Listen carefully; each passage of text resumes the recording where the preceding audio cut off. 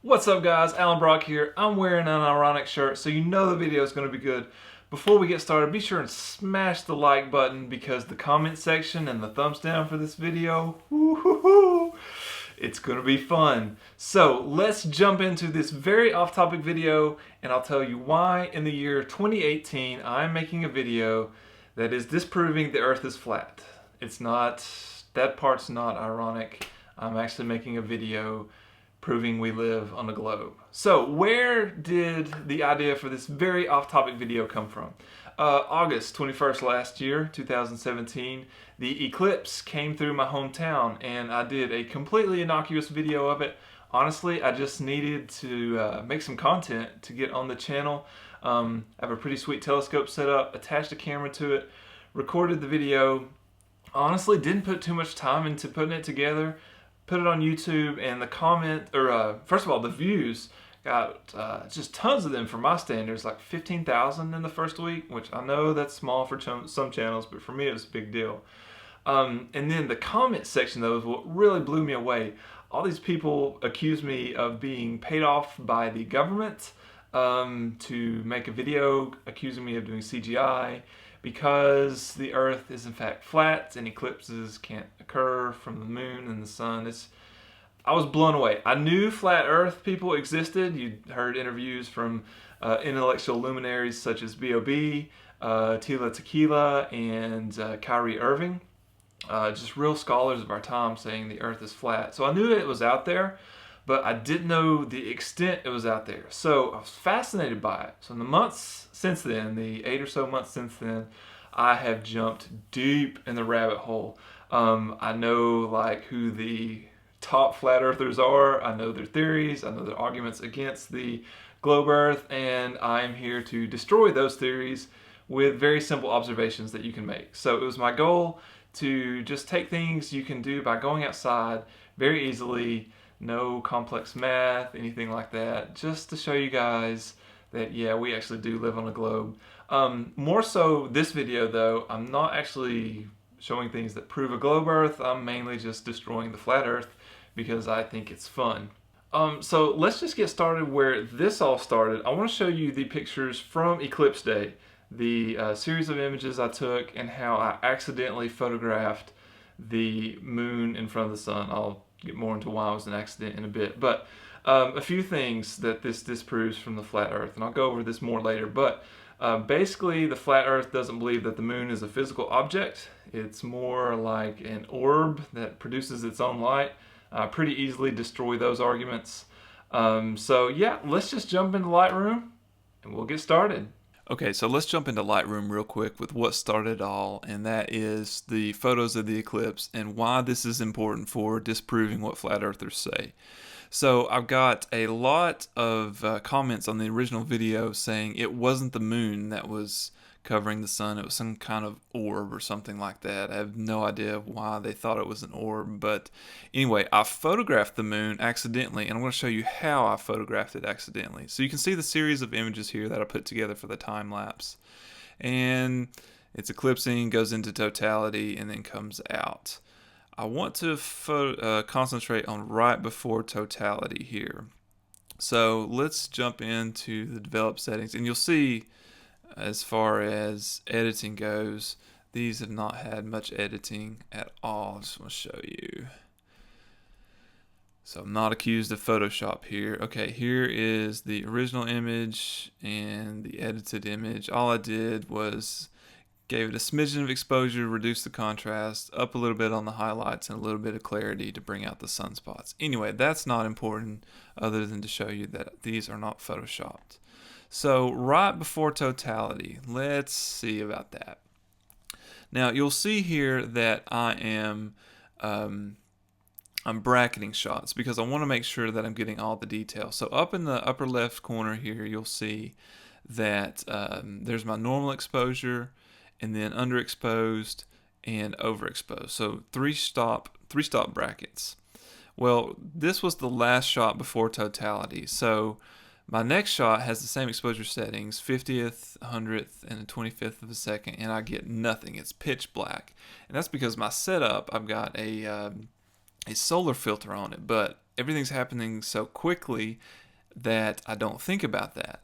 So then I just bump the exposure again. Now I'm at 1/4 of a second, 1/8, and 1/2 a second, still pitch black. So I'm really starting to panic at this point. So I just slam the exposure up to some random number, 3.2 seconds, 1.6, and a 6-second exposure. And at this point, my brain finally unfreezes, and I remember that, oh yeah, you've got a solar filter on the end of your telescope. You need to pop that off. And if you've not looked through these solar filters, they are really, really strong. If you hold them up to an incandescent light bulb, all you can see is just barely the coils in it. So I've had that filter on my camera the entire time, and the exposure settings are set for that dark, basically neutral density filter on there. Well, when you take the filter off and don't adjust for your camera settings, you get a grossly overexposed image. So I throw the filter off, but don't change the settings at all, and you can see just how nasty and blown out these images are. And then I start to dial it back in, and then finally get to what's a correct exposure. But let's go back and see what is covering the sun here. This is a terrible image, but it shows one important thing. Let's go to the underexposed shot. It's going to be difficult to see, but that is the moon. Now, I did a couple things. This is the straight from the camera shot, and I'm going to provide this in a Dropbox link below so that you can look at it. It's a CR2. It's a RAW file from a Canon camera. You can see it's straight from the camera, no manipulations. But let's look at a few edits here just to show you in more detail. It'll be easier to see on the video. So initially, I took out some saturation, or all the saturation. It had a really blue tint to it, so I just took that out. I took the highlights all the way down and then bumped them back up. That didn't really change anything. So I need to bring in these details in the moon. So what I did was I brought down the blacks in the image, and that brings out any darker details. And then finally I reduced the exposure by about a stop. And there you can clearly see the craters, the different seas in the moon. And it's all very, very obvious that the moon is in fact covering the sun. Now, if you know anything about photography or editing, you know that the changes I made there are not considered Photoshop. It's basically just adjusting the exposure and then of course taking the saturation out. That's kind of a aesthetic thing. But yeah, that is definitely the moon in front of the sun. I accidentally photographed it. Overall, it's a terrible image. Like I said, grossly overexposed. But it proved a point inadvertently. I didn't mean to, but I later on realized, hey, that actually is the moon in front of the sun and not some orb like the flat earthers accused me of. Now, one more thing I wanted to show you here. Let's open up Photoshop. And let me take these down. Those are coming up later. So now let's take this off just a second. A lot of flat earthers say that celestial bodies, the moon, the planets, they aren't physical bodies. They're translucent. They produce their own light. Well, we've already proven that they aren't translucent because yeah, that is the moon in front of the sun, and it's definitely blocking the sun. So they are definitely opaque physical bodies. They're not translucent, so pretty easily disproved that. And they also don't produce their own light. So here's a picture of the moon and Jupiter in conjunction. And let's go to the edge of the moon, these craters over here. If the moon is in fact producing its own light, then why are there shadows around the craters here? Let me get a good color to draw. I'll point these out. So why, let me select the layer. Oh, good heavens. All right, let's try this again with the correct brush size. So why is there light and shadow being cast on this crater here? Same thing right here, right here. If the moon is producing its own light, then how can there be shadows in the crater when it's right at the edge, when the sun is hitting it at an angle? The answer is it's clearly not producing its own light. It's a spherical body, just like everybody knows it to be. But yeah, so that disproves that the moon is producing its own light. There are shadows on the craters there. One more thing I wanted to show you before we jump off of this is, now I did overlay, just so you know, it is our moon covering the sun, the same moon that comes up every night. I rotated and overlaid the eclipse moon shot to this shot in Jupiter. Now I want you to look at, it's going to be difficult to see, but look, this is the Sea of Crises, the Sea of Tranquility, and the Sea of Serenity. I may have those two backwards, but look at those. This is going to be where it's easiest to see. When I toggle the layer on and off, I'll let your eyes adjust. But yeah, lines up perfectly. Definitely the same moon, definitely in front of the sun. I just disproved several of your theories there. It was the moon covering the sun. The moon does not produce its own light. It's the sun bouncing off the moon that produces those shadows. Yeah, this is not that hard so far. Okay, so a few more things here to disprove some of these flat Earth myths. Flat Earthers don't believe anything orbits around the sun. They believe the Earth is stationary and we've got all these lights above us hovering around. Now, these are not my images. I'm not really set up to take planetary images, so I'm sure all you guys will say that these are photoshopped. But these are all, Venus and the rest of the planets that I'm going to show you are all easily observable through a small telescope or binoculars. So just look for yourself, go outside at night, right as the sun sets or sunrise. Venus is called the morning star, so you're going to see it at sunrise and sunset. And it goes through phases because its orbit is inside our orbit. You're going to see these phases with the sun hitting it at a different angle relative to the Earth. Also, because it's inside our orbit, it's going to be closer to us or further away from us depending on the time of year, and so its size is going to change. So these phases, like I said, easily observable through a small telescope or even binoculars. And there's no other way that this can happen other than it's in orbit around the sun and we're further out in our orbit around the sun. Let's look at the moons of Jupiter. Jupiter has 4 moons, and if you have a small telescope, this is going to be kind of the image that you'll see a lot of the time. 4 moons, sometimes they're in a straight line. You'll be able to see Jupiter with some banding on it. But sometimes you may only see 3 moons, and pretty straightforward. This is because one of the moons is either behind Jupiter or it could be directly in front of it and kind of blending in with one of these bands here. In which case, if you have a super powerful telescope, you may be able to see a solar eclipse on Jupiter itself. But again, with a small telescope, this is what you're going to see. Very easily observable, very easily understandable. When you only see 3 moons, well, one of the 4 is probably behind the planet in its orbit around the planet. Again, this disproves 2 flat Earth things. One, that celestial bodies do in fact orbit, and the second thing it disproves is that a planet is not just an orb of light. It is actually a physical body that can hide things behind it. Pretty straightforward stuff so far. Alright, so we have spent some time kind of debunking some of the myths that the flat Earth has about our solar system, but let's get more into terrestrial-based stuff that disproves the actual plane of the Earth itself. Now, the flat Earth believes that the Earth is this Elsa nanoplate, just like that, and everything is above the Earth. So you've got the Earth, the sun, it kind of rotates in a circle around that, and that's how we get our night and day and seasons and all that fun stuff. A few observations that destroy that.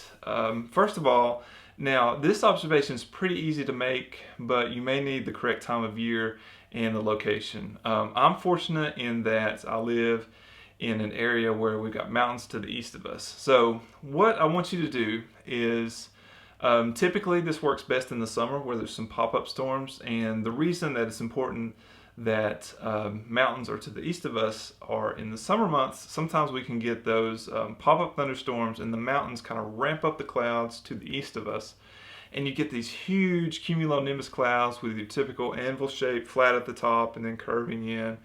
These beautiful thunderstorms, and it's really just pretty neat to look at even if you're not disproving the flat Earth.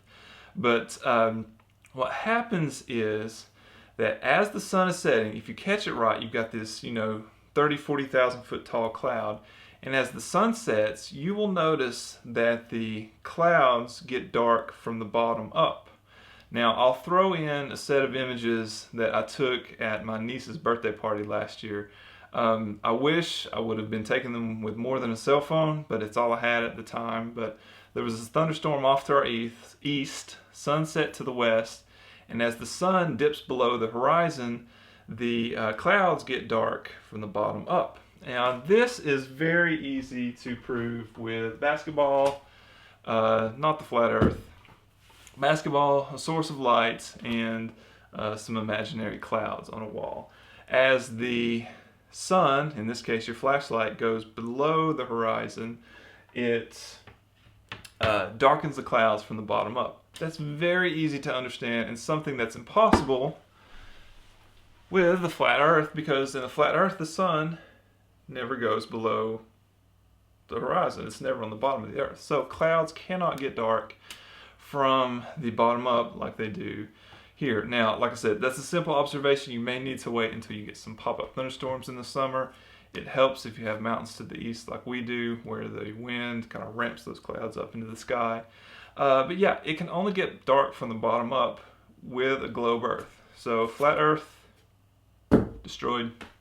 I'm not even breaking a mental sweat yet. Like, it's hot in here, so I'm breaking a little bit of an actual sweat, but mental sweat, not so far.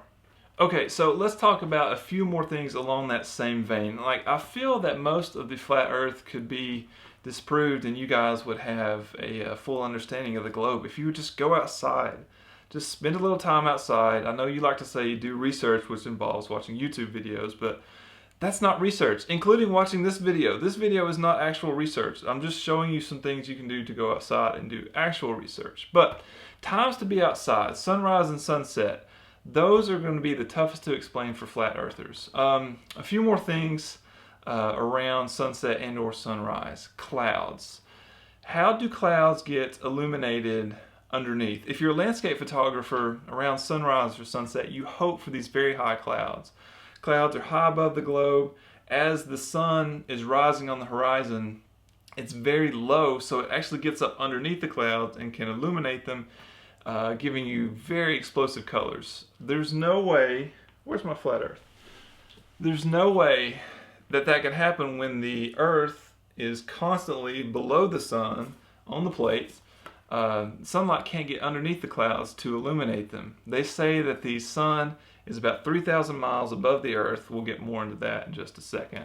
But yeah, there's no way that clouds can illuminate from underneath at a sunrise or sunset, giving us those very nice colors that all landscape photographers hope for. All landscape photographers understand this principle because it's not that hard. The spinning earth causes the sun to be below the horizon, and that light can skim just underneath, and if you've got very high clouds, you're going to get those beautiful colors. Another phenomenon you'll observe at sunrise and or sunset is the earth's shadow on the horizon. This is more subtle, and you've got to know what you're looking for. But as the sun is rising below the earth will actually cast an atmosphere on the opposite horizon. So sunrise, you're going to notice the shadow of the earth. On the western horizon, opposite for sunset. Sets in the west, you're going to notice the shadow on the east. But as the sun rises, you'll notice that shadow getting lower in the sky, and then as the sun sets, it will get higher in the sky. Again, this can only be explained by the sun being beneath the horizon and the earth casting a shadow on the sun, on the opposite atmosphere. Now, I know what you're going to say. In the image I showed, yes, the line looks flat. Simple geometry, guys, just very basic. If you take a small segment of a circle, very, very, very small, it's going to appear flat. We'll get more into appearances later on in just a second, but what you are able to see is just a very small slice of the circle. So yes, it's going to appear flat. It's very slightly curved, but it's going to appear flat. Take-home message is, though, you can't have a shadow cast on the horizon if the sun is always above the Earth. It just can't happen. So yeah, I think we've pretty much destroyed that argument. Still not breaking a mental sweat. Okay, so another tactic of the flat earthers is that if something doesn't agree with their flat earthiness, they just completely ignore it. Gravity. Gravity is a big one. I've heard a few people say, I keep dropping the plate. I've heard a few people say that the plate Earth is just constantly accelerating at 9.8 meters per second, and that's what's keeping us stuck to the plate. Other people say that gravity just simply doesn't exist. There's this cat named Eric Dubé. He's kind of like the head flat earther, and he just says dense things we're dense. That's why we stay on the ground. He uses an example that if you fill a balloon with helium, it will rise because it's less dense than the air. That's logical. That is true. Helium is less dense than the atmosphere that surrounds it, so it floats up. However, something you can observe quite easily is airplanes. We know they fly. How do they fly? When I push in the throttle, because I'm a pilot, when I push in the throttle, does that magically make the plane less dense? Of course not, and everybody knows that. So how does it work? Well, I push in the throttle. That causes the propeller to spin more. Spinning propeller produces thrust in one direction, plane accelerates in the other. If you look at a wing of an airplane, it is flat on the bottom, curved on the top. The air has to go faster over the top, travel a longer distance over the top than on the bottom. This creates an area of low pressure on the top of the wing. As the plane accelerates faster, the low pressure becomes greater. This turns into an upward force, and the upward force counteracts the downward force of gravity. Once it overcomes that force, the plane flies. It is not less dense than it was before. It is merely force acting on an airplane. That's easily observable. We know planes that fly. This is maybe a little more tricky to observe, and I don't have a vacuum chamber, so I can't show you. But if you've ever seen the experiment where a bowling ball and a feather are placed in a vacuum, they fall at the same rate. Like I said, I can't show you that, so you probably won't take my word for it. But they fall at the same rate. It's really pretty wild to see. I've seen it one time, and that just shows you that gravity is affecting all of us. The feather in a vacuum falls at the same rate. It is less dense, but it falls at the same rate because it is affected by gravity the same. And it's allowed to fall at the same rate in a vacuum because the atmosphere is not interfering with it. So gravity, it does exist. You can't just say stuff doesn't exist. Gravity exists. And yeah, those are a few ways to show it. If you've ever seen the bowling ball trick, it is really, really cool. All right, moving right along here. One favorite trick of flat earthers is to talk about crepuscular rays. Crepuscular rays, sun rays, if you've ever seen broken clouds, particularly around the sunset, sunrise time, you'll notice that they kind of fan out. They form angles, and they're really pretty to observe. And what flat earthers have done is they take the angles of those rays and they say, well, if the sun is millions of miles away, why are those angled rays coming, or why are those rays coming in at an angle like that? Oh, where to start with this one? Okay, first of all, they are coming in at an angle because of a favorite word that flat earthers like to use, and that's perspective. To show this as an easily understandable example, here's a photograph of railroad tracks. Now, the railroad tracks, we know, stay parallel. They never intersect. They're always parallel. But because we're looking at them at an angle, if you kind of try to extrapolate that data, they appear to meet. Same thing happens with crepuscular rays. They appear to meet because we're looking at them at an angle. This is just basic stuff. I don't know why flat earthers will claim perspective for things like why a ship disappears over the horizon hull upward, but ignore perspective when it comes to sun rays. Furthermore, like I said, a lot of flat earthers claim that the sun is actually 3,000 miles above the flat plane Earth. I'm going to show you this in Photoshop real quick. I'll just kind of overlay it here, but basically This is an image taken on a cruise ship like 8 years ago with crepuscular rays. Again, very pretty to look at. And like I said, I'm a pilot, so the clouds in this video, I'm going to be generous and say they're 8,000 feet off the deck. They're probably around we'll say 10,000 feet off the deck. But simple plane geometry, if you take those lines and kind of extrapolate where the sun is going to be, it's going to be maybe 15, we'll call it 20,000. We'll be generous and say that the angle of the sun rays meet at 20,000 feet off the deck. Yeah, clearly not true at all and way different than your 3,000 miles. So, yeah, that kind of destroys your theory about how high the sun is. If we were in your world, the sun would actually be much lower than it is and burn us all up. The sun is, in fact, a long distance. The rays appear to intersect because of perspective. It's not that hard. Thanks for watching, guys. If you are a globe earther, I hope you found this entertaining. If you're a flat earther, thanks for the views. It really helps the channel out. Like I said, if you believe in the globe earth, smash the like button.